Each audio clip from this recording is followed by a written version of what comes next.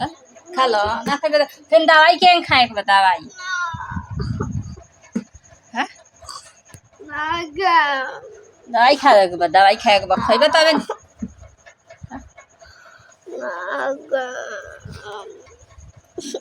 बिना खइले दवाइयो नहीं खाए के बिना खइले दवाइयो नहीं खाए के बिना खइले दवाइयो नहीं खाए के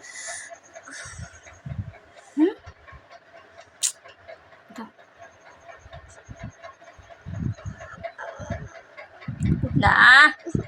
उना खा लो क्या बुखार ठीक क्या बुखार ठीक है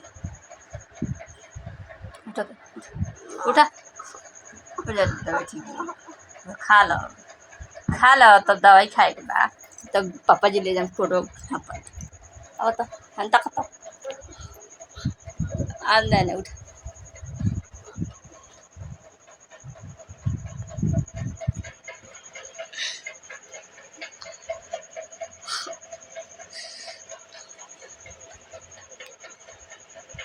बाय दोस्तों गुड मॉर्निंग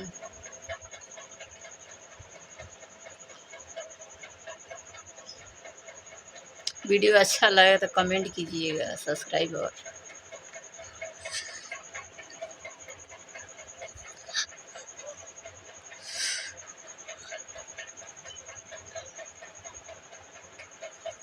मेरा बच्चा की तबीयत खराब हो गया है कैसे ठीक सिद्धार्थ बेटा के मेरा तबीयत दब है